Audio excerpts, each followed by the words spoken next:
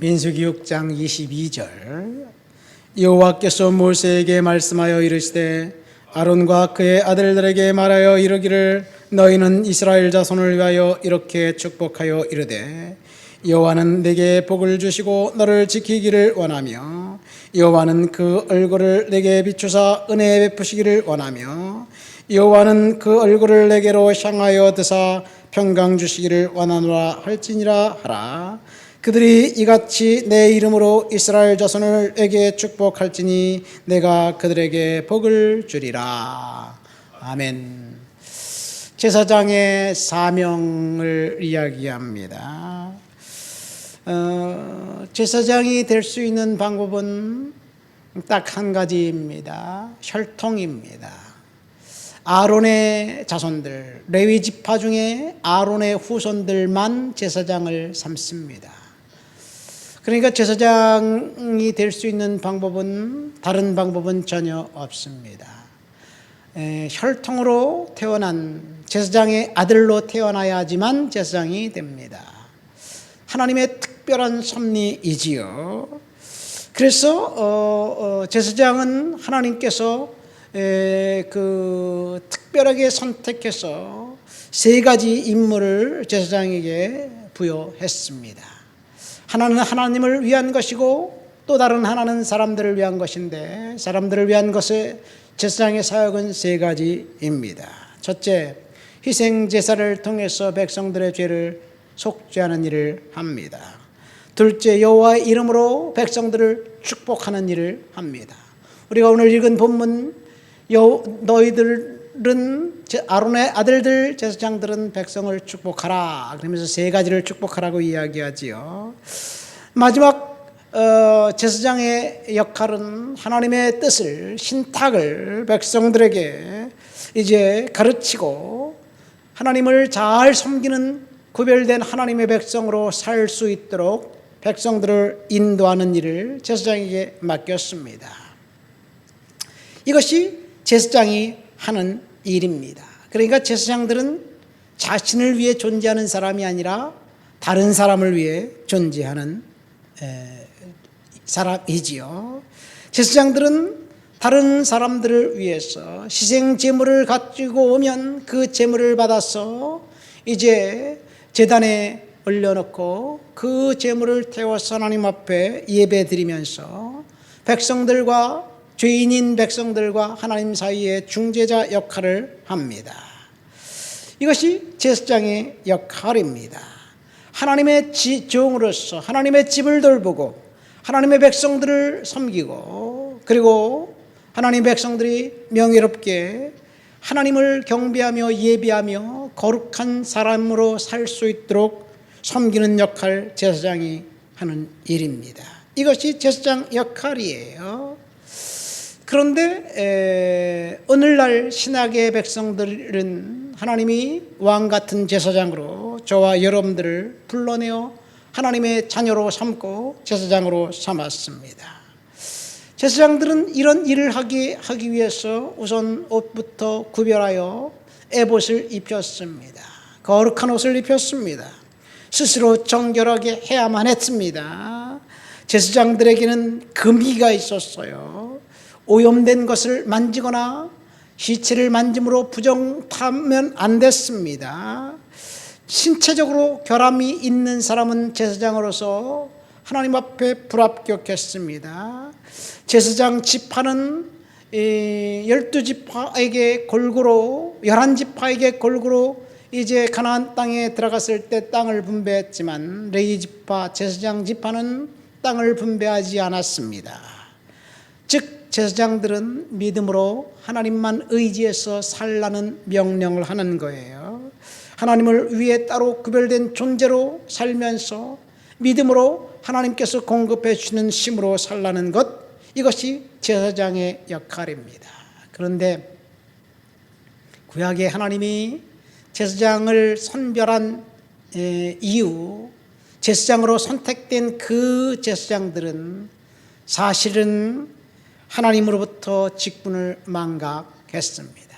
첫 번째 제사장 아론은 어떤 일을 했나요? 금송아지를 섬겼습니다. 아론이 모세가 시내산에 올라가 하나님의 말씀을 들을 때 40일간 내려오지 않자 백성들이 궁금했고 두려워했고 하나님을 보여달라고 아우성치는 그 백성들 앞에 금송아지를 만들어 놓고 이렇게 이야기합니다. 뭐라고 공포합니까? 내일은 여호와의 절일이니라. 내일은 여호와의 축제일이다. 그래서 아론이 금송아지를 앞에 두고 번제와 화목제를 드렸습니다. 그리고 그 뒷구절이 뭐라고 기록되어 있습니까? 백성들이 앉아서 먹고 마시며 일어나서 뛰놀았다. 축제를 즐겼다는 이야기입니다. 음탕하게 남녀가 서로 섞여서 음란한 일을 벌인 것을 이야기합니다. 이것이 첫 번째 제사장 아론이 한 일입니다. 물론 아론이 하나님 모세를 도와서 여러 가지 긍정적인 일을 많이 했지요. 그러나 아론의 관은 금송아지를 만들어서 섬긴 것에 있습니다. 두 번째 제사장 아론의 아들들, 네 아들이 제사장으로 선별하여 구별받았습니다. 그런데 첫째 아들, 둘째 아들은 광야에서 나답과 아비후는 하나님이 명하지 않은 다른 불을 쐈다가 그만 하나님 앞에 제사하다가 즉사하고 말았습니다. 왜요? 하나님 앞에 거룩하지 않았기 때문에, 하나님의 명령을 정면으로 거부했기 때문에 그들은 죽었습니다. 여호와 앞에서 나온 불이 그를 살라서 불에 타 죽어버렸습니다. 모세의 넷째 아들 이다말은 어떤가요? 모세의 셋째 아들, 넷째 아들이 이제 그 제사장 직분을 감당하면서 그들의 자녀들이 제사장 직분을 감당해요. 그러나 넷째 아들 이다말의 후손 중에 엘리라는 제사장이 있습니다. 그는 하나님 앞에 범죄했습니다. 그 아들들은 더 황당했습니다. 제사장 역할을 하면서 하나님께 드릴 이제 그 고기 희생 제물을 드릴 그 고기들을 탈취했습니다. 제사 드리고 난 다음에 제사장 몫을 정당하게 갖고 하면 되는데 우리 제사장은 날고기를 좋아한다. 빨리 줘라. 하나님 앞에 드리기 전에 먼저 탈취했습니다. 그뿐인가요? 제단에서 수종드는 여신도들을 겁탈했습니다. 요즘 말로 하면 이제 위계에 의한 그 성추행을 일으킨 거예요. 그루밍 성폭행을 일으킨 겁니다. 그런데 그 아버지 엘리는 그 모든 사실을 알고도 묵과했습니다. 얘들아, 내 귀에 좋은 소식이 들리지 않는다. 그런 얘기 그것뿐이었습니다. 하나님께서 사무엘을 통해서 그들을 심판합니다. 그래서 엘리 제사장과 홈리와 비누아스는 블레셋과의 전쟁에 홈리와 비누아스가 법궤를 가지고 갔다가 전쟁에서 전사하고 그 소식을 들은 엘리는 의자에서 떨어져 목이 부러져 죽고 그리고 그의 며느리는 아들을 낳다가 죽습니다. 이것이 엘리 가문의 저주의 서막이었습니다. 다윗이 사울을 피해 도망 다닐 때 놉당의 제사장에게 의탁해서 제사장에게 이제 먹을 것을 달라고 이야기합니다. 그래서 제사장이 진설병을 주죠. 진설병을 다윗의 추종자들이 먹었습니다. 진설병 떡 한 덩어리가 반말 정도 돼요. 그러니까 다윗의 추종자가 사무엘상 22장에 보면 약 400명이에요. 그러니까 진설병 7덩이씩 2줄 14덩이죠. 6덩이씩 2줄인가요? 기억이 안 나네. 어쨌든 그 많은 사람들이 먹고도 남을 떡이었습니다. 그것을 먹고 그리고 제사장에게 이제 그 골리앗의 칼을 받아가지고 왔는데 그 일 때문에 사울 왕이 놉당의 제사장 85명을 다 살해 죽여버립니다. 한 명 도망 나온 사람이 있었는데 엘르아살입니다. 이 사람은 다윗을 도와 다윗 시대에 승승장구했는데 다윗 사후 아도니아 이제 반역에 가담했다가 영원히 제사장직에서 떨려납니다. 이들이 다 엘리의 후손들이에요. 그러니까 엘리의 후손들은 이다말의 후손들은 제사장으로 사라집니다. 그리고 사독의 계열에 사독의 후손들만 남는데 나중에 사독 후손들이 사두개인들이 됩니다. 이것이 구약의 제사장들의 면면입니다. 제사장들이 하나님 앞에서 구별되어 하나님 앞에 쓰임받아야 되는데 그들의 직분을 망각했습니다. 오늘 본문을 보십시오. 제사장들에게 뭐라고 이야기합니까? 너희들은 이스라엘 백성들을 축복하라 이야기하면서 세 가지를 축복하라고 합니다. 첫 번째 24절, 내게 복을 주시고 너를 지키기를 원한다. 이것이 제사장이 백성들에게 축복할 첫 번째 축복입니다. 두 번째, 그의 얼굴을 내게 비추사 은혜 베푸기를 원한다. 세 번째, 그 얼굴을 내게로 향하여 드사 평강 주시기를 원하노라.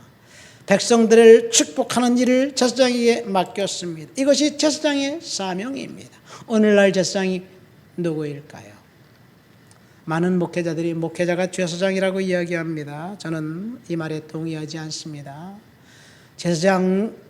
목회자가 제사장이라면 아마도 그렇게 이야기하는 목사님들은 구별된, 성별된, 그래서 에봇을 입고 있는 목회자 가운을 입고 있는 그것만 생각을 해요.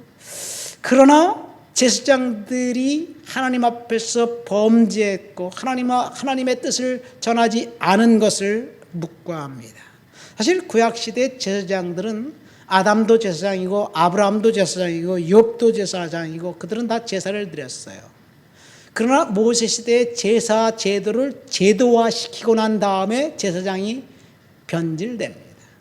그러니까 제사 제도가 제도화되지 않았을 때 제사장, 멜기세덱, 욥, 아브라함, 이삭 이런 사람들은 하나님 앞에 순수하게 제사를 열심히 드렸던 사람들이에요.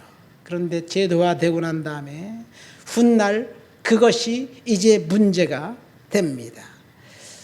이 사사기 시대에 보면 이 미가라는 사람이 레위인을 제사장으로 삼아서 이제 의복 한 벌과 금 10덩이를 주겠다. 그러면서 연봉을 책정하고 우리 집에 제사장 역할을 해라. 그래서 제사장이 어느 가문에 이 드라빔을 만들어 놓고 수호신 역할을 합니다. 그랬더니 그 미가 가문의 제사장을 이 이스라엘의 한 지파에서 단지파에서 스카우트해 갑니다. 한 가문의 제사장 역할을 하지 말고 너는 우리 지파의 단지파의 제사장 역할을 해라. 우리가 돈을 더 많이 주겠다. 이런 이야기를 하면서 제사장을 스카우트해 갑니다. 그러니까 제사장이 돈 따라서 한 집에 있는 것보다 한 지파의 제사장 역할을 하는 게 낫지. 그리고 옮깁니다. 더 많은 돈을 준다니까 따라갑니다. 이것이 구약시대의 제사장입니다. 하나님을 섬긴 것이 아니라 드라빔을 섬겼습니다. 만일 이들이 하나님을 알았다면 그렇게 했을까요? 돈을 따라서 여기저기 옮겨 다녔던 제사장. 이것이 구약시대의 제사장이에요. 목회자가 오늘 그렇다면 그런 제사장인가요? 연봉이 많이 주는 큰 교회로 옮기고 그런 일을 하는 목회자들이 정말 하나님의 제사장인지 우리는 한번 생각해 봐야 될 줄 믿습니다. 그래서 목회자가 고용인이 되어서 당회의 눈치를 보고 장로의 눈치를 본다면 진짜 하나님의 제사장이 아니라고 생각됩니다. 그러니까 사실 제사장은 목회자가 제사장 역할을 하기도 하지만 구약의 제사장이 아닙니다. 제사장이 변질됐습니다. 죄를 졌습니다. 그래서 하나님은 차선책으로 선지자를 세웁니다. 사무엘을 선지자로 세우고 그리고 사무엘 이후 선지학교를 만들어서 이제 정식으로 배우면서 엘리야 엘리사 시대에는 선지자의 생도들이 있습니다. 제사장이 성직자라면 하나님이 선지자를 세운 것은 아마도 평신도라고 본면 정당하지 않을까 생각됩니다. 물론 선지자가 평신도라고 등위할 수는 없겠지요. 그러나 하나님은 타락한 제사장을 견제하기 위해서 선지자를 세워서 백성들을 하나님 말씀으로 선포합니다.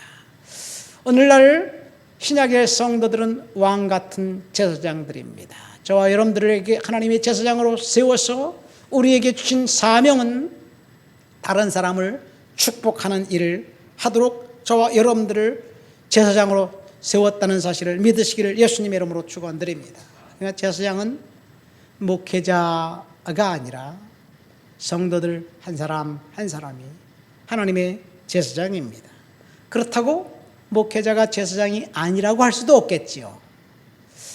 그렇지만 우리는 왕 같은 제사장으로 역할을 하면서 자신을 위해 살지 않고 하나님을 위해 살고 믿음으로 사는 하나님의 자녀, 하나님의 백성이 되어야 될 줄을 믿습니다. 하나님 아버지 감사합니다. 나를 왕 같은 제사장 삼아주셔서 감사합니다. 믿음으로 은혜로 사명 감당할 수 있도록 도와주시옵소서. 예수님의 이름으로 기도합니다.